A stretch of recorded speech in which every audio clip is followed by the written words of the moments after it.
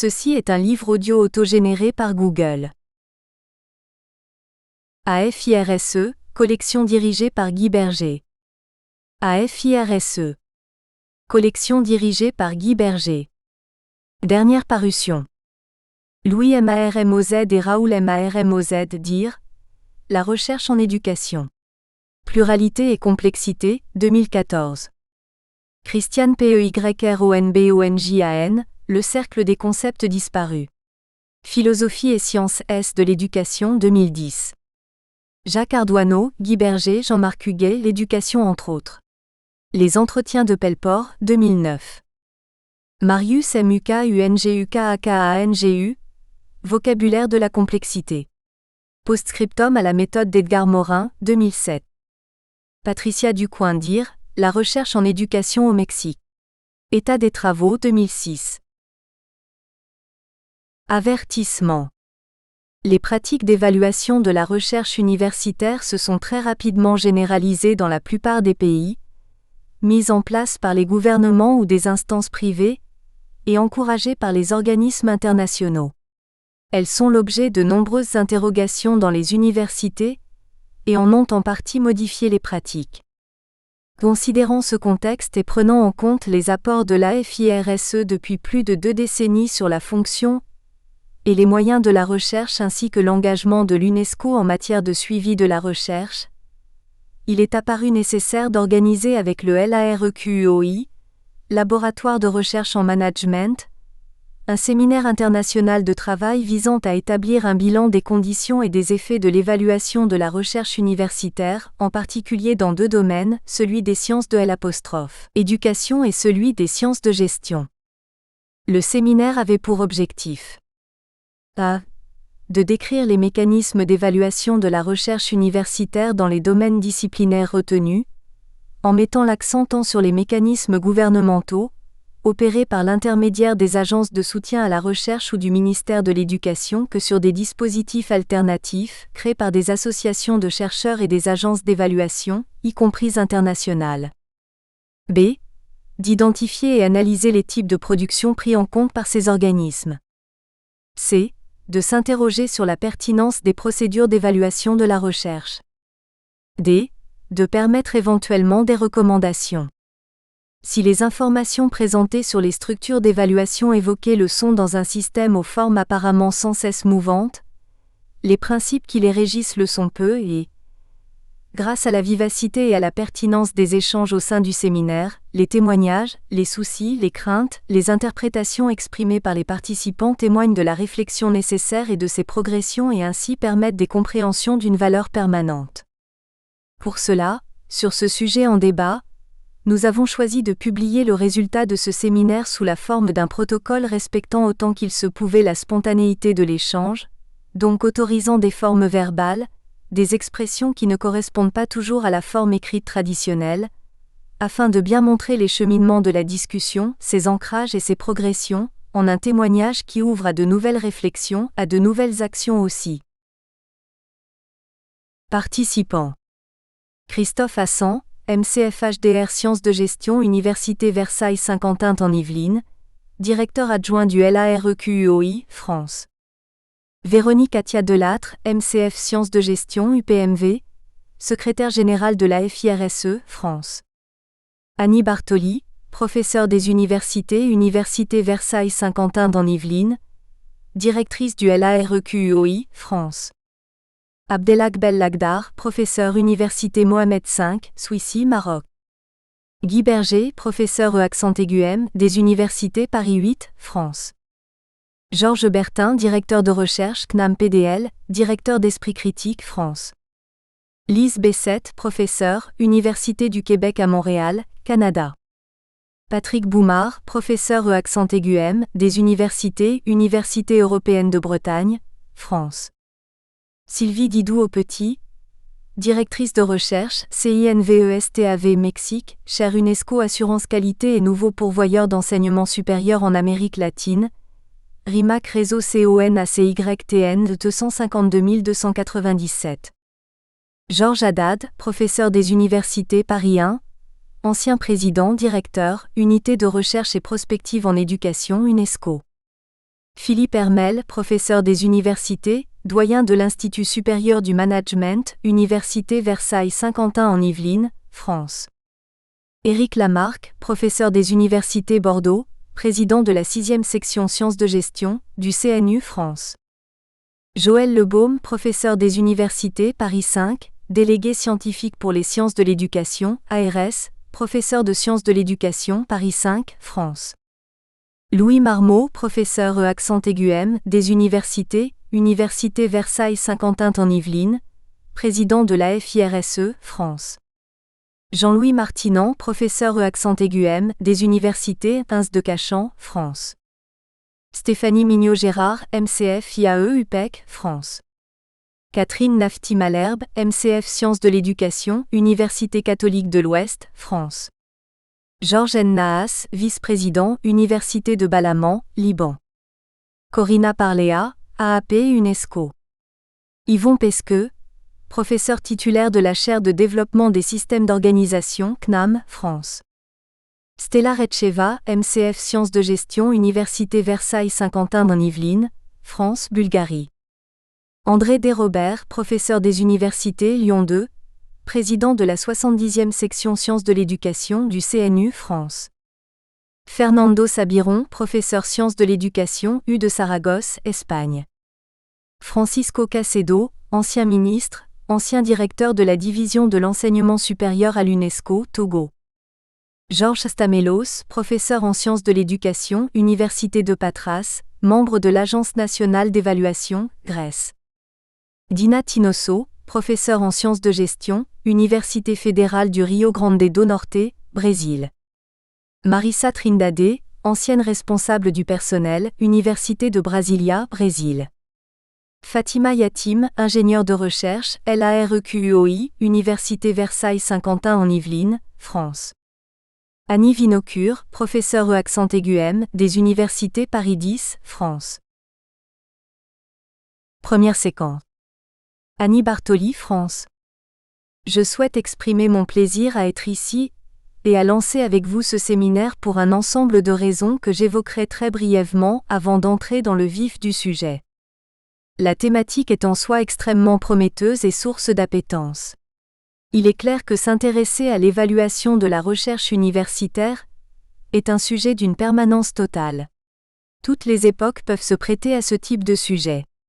En outre, à l'heure actuelle, dans un contexte où un grand nombre d'universités françaises connaissent des difficultés et une ambiance de morosité, c'est un petit mot pour certaines, il est encore plus essentiel et aiguisé de s'intéresser à des sujets qui touchent à notre cœur de métier, parce que sinon, on risque de perdre nos énergies à regarder la performance générale de l'université elle-même en oubliant la mission de base qui est celle de la recherche et de son évaluation.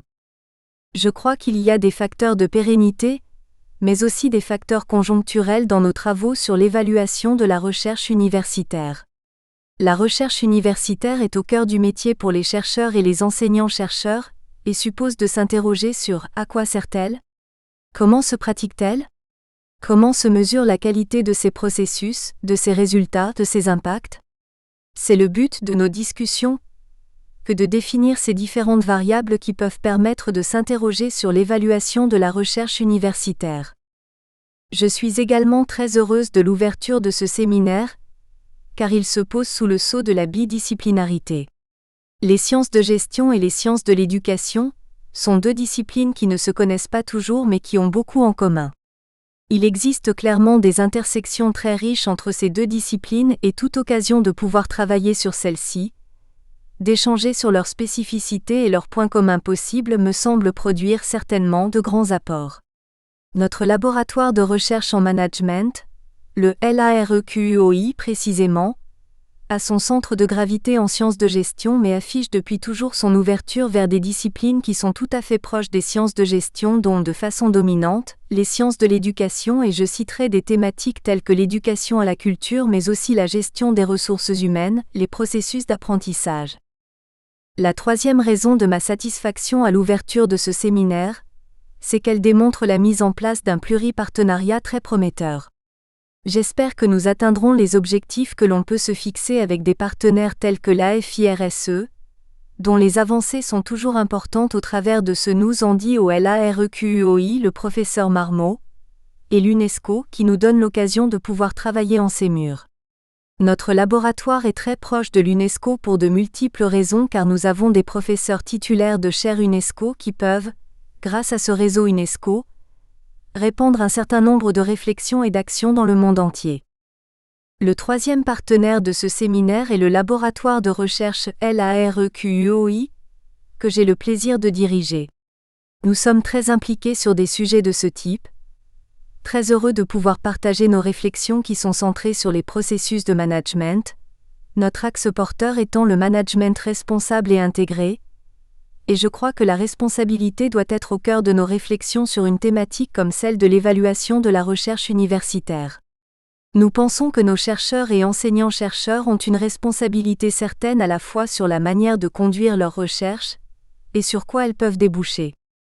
Ces quelques mots ont donc pour propos de remercier les partenaires très actifs de ce séminaire. Louis Marmot, Franc. J'adresse mes remerciements à chacune des personnes présentes, partenaires de différents pays, et cela me permet de rappeler que les problèmes d'évaluation de la recherche pourraient utilement se poser de façon différente dans ces différents pays en fonction de leurs particularités et non pas dans une espèce d'uniformité mondialisée pseudo-scientifique. Je remercie en particulier les deux co-organisateurs institutionnels de cette réunion. À l'UNESCO, nous avons un vieux compagnonnage à la fois personnel et de travail. Merci de l'accueil que nous fait Georges Haddad dans cette maison où il a mis en place, il y a quelques années déjà, une équipe sur la recherche en éducation.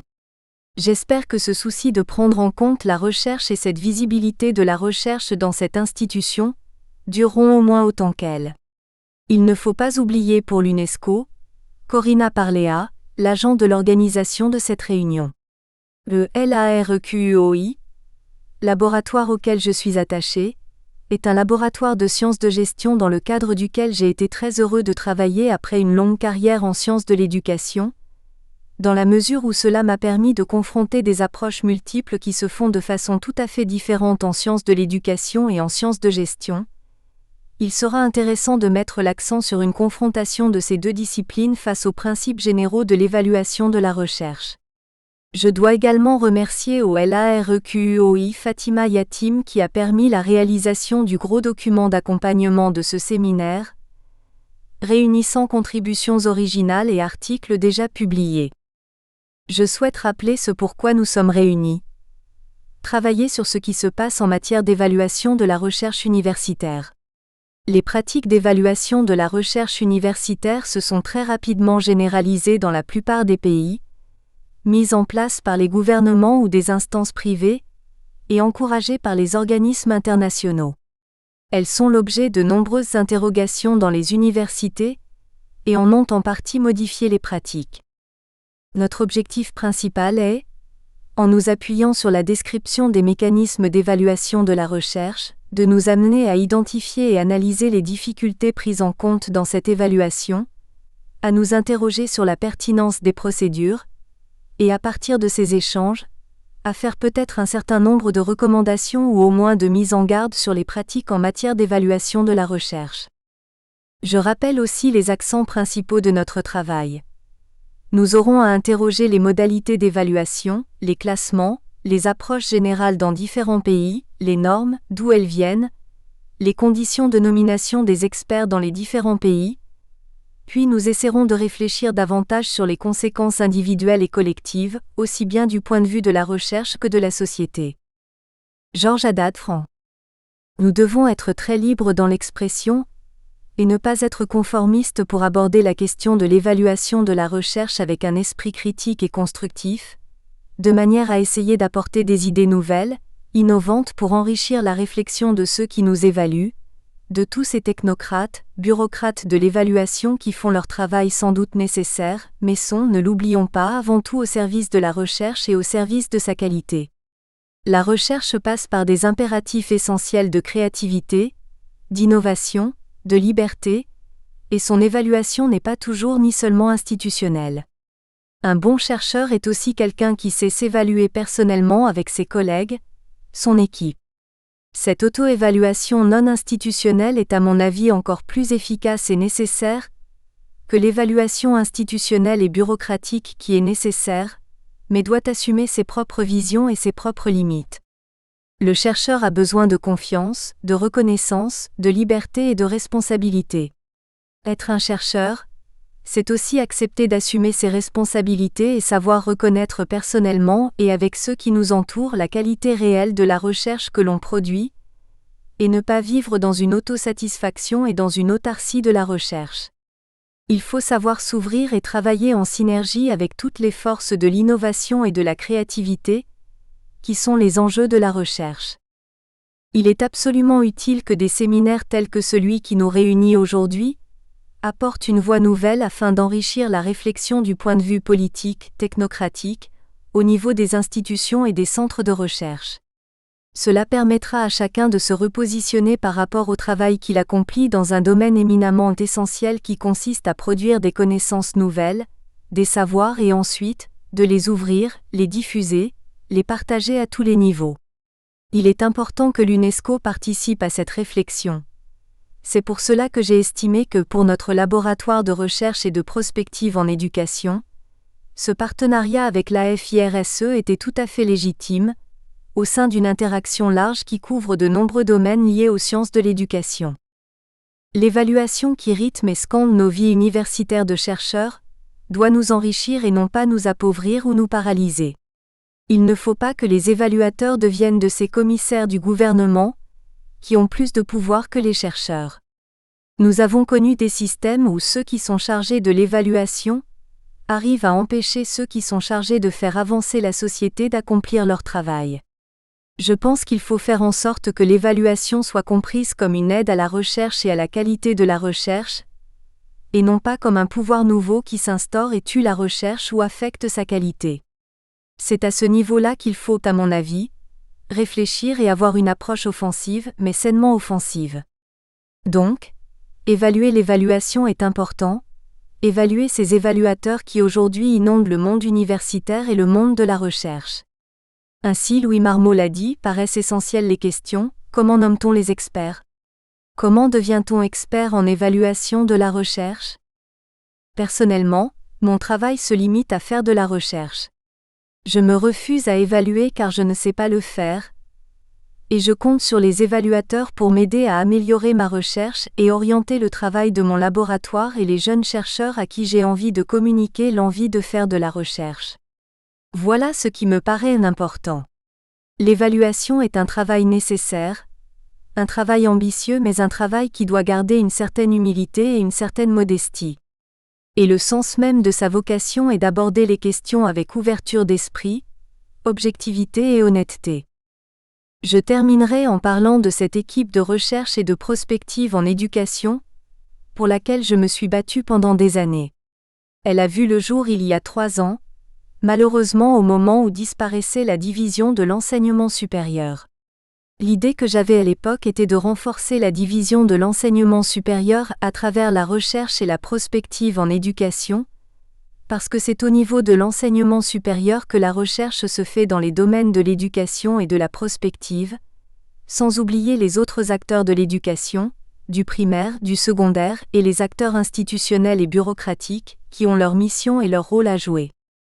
J'avais proposé depuis de nombreuses années que la division de l'enseignement supérieur s'empare de cette mission pour renouer avec l'esprit de l'UNESCO qui, ne l'oublions pas, a vocation d'être un laboratoire d'idées, un espace de dialogue, un lieu de confrontation, un lieu d'échange et non pas un organisme bureaucratique qui ne porte qu'un avis statistique sur les enjeux de l'éducation, de la science, de la culture et de la communication.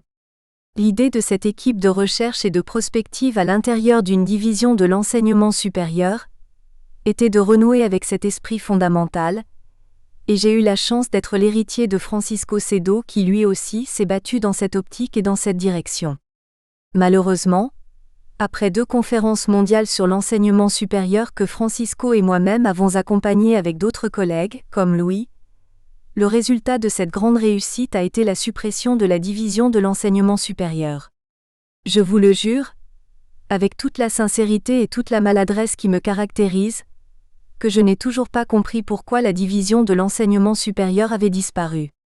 Elle est devenue une sorte de section qui végète plus ou moins dans des divisions qui ont évolué au cours de ces 3 années. Je tiens à dire que les États membres, dans leur grande sagesse, ont réinscrit l'enseignement supérieur comme l'une des priorités. Après les sciences, l'enseignement supérieur apparaît en 3e ou 4e position parmi les priorités de l'UNESCO. J'ose espérer que les États membres redonneront à l'enseignement supérieur sa visibilité, sa force et sa capacité à servir les pays et le développement à tous les niveaux de l'éducation, de la science et de la culture, car comme vous le savez tous, il n'y a pas d'éducation de qualité sans un enseignement supérieur de qualité capable de soutenir tous les niveaux éducatifs, de la petite enfance jusqu'à la formation tout au long de la vie et la formation au plus haut niveau de la recherche. Voilà ce que je voulais dire. Stéphanie Mignot-Gérard, France. Merci de me donner la parole. Je n'ai pas préparé de présentation. Je vais vous parler au travers des recherches que j'ai pu faire notamment avec mes collègues du Centre de sociologie des organisations, ces dernières années, sur l'impact des réformes menées en France récemment sur la gouvernance des universités. Ne pas avoir préparé m'oblige à présenter 3 ou 4 grandes idées qui ressortent de ces travaux. Tout d'abord, afin de présenter ce qui se passe en France à tous nos collègues étrangers, je dirais que depuis les années 2005 à 2006, on a vu en France se succéder nombre de réformes, de nouvelles politiques publiques, de nouveaux instruments de l'action publique, qui ont été mises en œuvre et changent à mon avis assez fondamentalement la manière de gouverner la science et les universités. Outre l'Agence d'évaluation de la recherche et de l'enseignement supérieur, ARS depuis 2005 à 2006, l'Agence nationale de la recherche, ANR, vise à financer la recherche sur des projets compétitifs. On constate donc maintenant en France une accélération très importante du financement de la recherche sur des projets qui sont mis en concurrence les uns contre les autres, et cette modalité de financement par projet prend de plus en plus de place par rapport au mode de financement récurrent des équipes de recherche. En 2009 à 2010, sous Nicolas Sarkozy, nous avons eu en France une politique mise en place qui était la politique des investissements d'avenir qu'on a aussi appelée la politique du grand emprunt. À la suite du choc suscité par le classement de Shanghai, il s'agissait pour Sarkozy et Pécresse d'identifier des pôles d'excellence, à la fois des universités et des laboratoires, et les investissements d'avenir ont distingué une centaine de laboratoires qu'on a appelés des LabEx et vers lesquels on a canalisé et ont afflué un grand nombre de financements très importants. Le paysage bouge beaucoup. Il y a clairement une crainte du côté de la communauté universitaire qu'il y ait à travers tous ces dispositifs une espèce d'allocation des ressources, pas seulement financières mais aussi symboliques, toujours vers les mêmes entités au détriment d'autres et que les écarts se creusent entre les différentes universités. C'est une question qui a suscité beaucoup de débats lors des assises de l'enseignement supérieur et de la recherche en France. Un mot sur l'ARS. En 2011, avec mes collègues du CSO, nous avons fait 2 grandes enquêtes, l'une qualitative dans 3 universités, et l'autre quantitative par l'envoi d'un questionnaire à 10 000 exemplaires dans toutes les universités françaises. Leurs résultats montrent des choses très importantes sur l'ARS. Cette agence, alors même qu'elle est extrêmement décriée par la communauté universitaire et qu'à l'issue des assises se pose la question de sa suppression, a eu des effets considérables sur les comportements des enseignants-chercheurs au sein des universités. Je peux en indiquer. À cette époque, l'ARS notait les laboratoires qui recevaient des notes allant de A à C, et ce qu'on a vu dans les universités étudiées, c'est qu'au niveau du gouvernement des universités, les présidents d'université et vice-présidents à la recherche se sont appuyés sur les notes reçues par leurs laboratoires pour redistribuer les moyens entre les unités de recherche. Souvent, ils effectuaient une pondération de l'allocation interne des moyens entre les laboratoires. Ce que l'on a également constaté, c'est que cela n'a pas eu d'effet uniquement sur le management des universités, mais aussi sur les universitaires eux-mêmes qui ont complètement joué le jeu de l'ARS. Un des critères de l'ARS étant le nombre de chercheurs publiant, on s'est également rendu compte qu'un certain nombre de laboratoires avaient adopté des méthodes radicales, écarté les chercheurs non publiants pour leur conférer un statut de chercheur associé par exemple. On a vu que cela a beaucoup mobilisé les directeurs de laboratoire, qui ont mis en place des évaluations blanches pour se préparer à l'ARS. Les acteurs universitaires ont ainsi été extrêmement réactifs. Pourquoi cette réactivité, alors même qu'ils ne sont pas d'accord avec les valeurs sous-jacentes de ces modes d'évaluation? C'est parce que cette agence, comme d'autres classements, donne des notes aux laboratoires qui sont rendues publiques. La publicisation de la notation crée de l'anxiété chez les acteurs, ce qui les fait bouger. On est face à des mécanismes subjectifs d'instruments de gouvernance à distance qui sont très efficaces et, finalement, plus efficaces que la mise en place de hiérarchie et de management dans les universités. C'est l'hypothèse que je pose et qui me semble intéressante.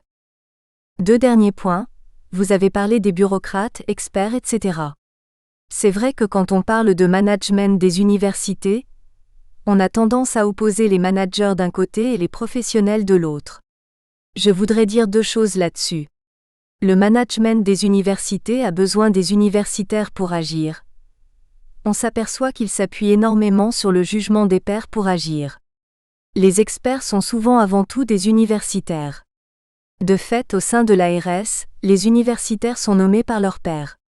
Par ailleurs, on parle souvent de cette opposition entre l'organisation et la profession, mais la profession n'est pas du tout homogène. Dedans, il y a des disciplines qui gagnent et d'autres qui perdent. L'hypothèse que je voudrais examiner avec vous, c'est qu'il y a plusieurs types d'universitaires avec des ressources différentes, et qu'on ne peut pas opposer les choses d'un seul bloc comme on le fait actuellement. La dernière chose que je voudrais souligner, c'est qu'il y a un autre acteur qui est fondamental en France pour l'évaluation de la qualité de la recherche, le CNU, le Conseil national des universités. Vous savez sans doute que la semaine dernière un député vert, je crois, a proposé un projet de loi pour essayer de supprimer le CNU. Dans l'enquête quantitative menée en 2011 dans toutes les universités françaises, 72% de notre échantillon d'enseignants-chercheurs trouvaient bien l'idée que le CNU fasse une évaluation régulière des activités de recherche des universitaires, alors même qu'ils étaient beaucoup plus partagés sur l'ARS. On est dans un monde français où le CNU, d'héritage napoléonien, est une instance à laquelle les universitaires sont extrêmement attachés. J'en terminerai là, mais je serai très heureuse de continuer à discuter avec vous. Patrick Boumard, France. Je vais peut-être faire une remarque un peu naïve car je ne connais pas forcément le dossier. Néanmoins, dans ce qui a été dit, il y a quelque chose qui m'a un peu fait réagir, une phrase que je sors un peu du contexte, c'est « l'anxiété fait bouger ». Là, je me suis dit, si l'on doit être anxieux pour faire de la recherche, si la recherche est faite dans le cadre du stress et de l'anxiété, est-ce que c'est bon ? J'ai compris qu'à partir du moment où l'ARS rendait publiques les notes au sein de la communauté, cela entraînait un effet miroir et que la réputation des laboratoires en dépendait. Donc, si cela fait bouger vers le conformisme par rapport aux règles de la communauté. Néanmoins, si l'on va plus loin, on va considérer que la hiérarchie peut également faire bouger et créer une nouvelle forme d'anxiété, que les subventions publiques peuvent également faire bouger et créer de l'anxiété. Ces variables sont à mon avis exogènes, la pression au conformisme, la hiérarchie, les finances publiques. J'aimerais bien que l'on réfléchisse et que l'on parle un peu des variables endogènes chez le chercheur, c'est-à-dire de la motivation réelle qu'il porte à la connaissance, au développement des idées nouvelles, et qui ne soit pas soumise soit à un aléa financier, soit à une directive politique, soit à un jeu de regard conformiste qui empêche parfois la créativité et la prise de risque. Guy Berger-Franc. Je crois que Madame Mignot a posé un problème fondamental. Elle montre bien que les processus d'évaluation des institutions déterminent un certain nombre de caractéristiques de l'objet à évaluer. Mais est-ce que ça ne pose pas automatiquement le problème de la validité de l'évaluation ? Joël Lebaume, France. Je souhaite intervenir pour que vous puissiez dater un peu vos analyses, et peut-être considérer les choses d'une façon plus interactionniste que cela, parce que l'ARS, chaque année, modifie ses procédures. Or là, vous présentez les choses, me semble-t-il, de façon un peu caricaturale et très fonctionnaliste, qui tente à surenchérir sur la bureaucratie et la technocratie que vous avez dénoncées. Stéphanie Mignot-Gérard, France. En effet, Les éléments que j'ai présentés sont une coupe synchronique du fonctionnement d'une université à un moment donné. L'enquête a été menée en 2011. Je sais très bien que l'ARS a retravaillé ses critères, qu'elle a supprimé les fameuses notes, qu'elle est dans une démarche plus qualitative. Mais je ne suis pas d'accord avec le fait qu'elle soit fonctionnaliste, parce qu'on n'avait aucun présupposé au départ. Le fonctionnalisme dirait que parce qu'une agence existe, elle a un impact. En sociologie, quand on regarde les structures formelles et leur impact sur les pratiques concrètes des acteurs, la première question qu'on se pose, c'est est-ce que cela n'a pas d'autre fonction que celle de faire agir les acteurs dans ce sens ? Et l'ARS, justement, alors même qu'elle est extrêmement critiquée, a eu beaucoup d'impact sur les pratiques et peut-être au-delà de ce qu'elle prévoyait. Joël Lebaume, France. Je pense qu'il faut vraiment situer l'ARS dans une conjoncture, parce que c'était une conjoncture de l'excellence, vous l'avez mentionné, dans une logique de l'excellence. La raison pour laquelle je suis intervenu, c'est que si l'on considère les choses sur une période plus longue, on ne peut pas la qualifier d'interactionniste parce que les conduites des enseignants-chercheurs et les usages, et que les conduites et les usages des enseignants-chercheurs ont incité l'ARS à modifier ses procédures pour ne pas sombrer très facilement dans des effets qu'elle ne souhaitait pas. André Robert, France. Je vais réagir ponctuellement sur les propos très brefs tenus sur le CNU. Je n'ai pas entendu les pourcentages exacts résultant de votre enquête sur l'attachement des chercheurs français au CNU. Stéphanie Mignot-Gérard, France. On avait plusieurs questions sur le CNU. Une question était : que pensez-vous de l'évaluation régulière des activités de recherche des enseignants-chercheurs par le CNU ? 72% des gens y étaient favorables. Cela nous a un peu étonnés parce que les enquêtés de ce travail par questionnaire n'étaient pas des enseignants-chercheurs lambda, mais des gens qui étaient investis dans des rôles de gouvernement. Nous espérons que vous avez apprécié cet aperçu. Pour continuer à écouter ce livre audio sur Google Play Livres, utilisez le lien dans la description de la vidéo.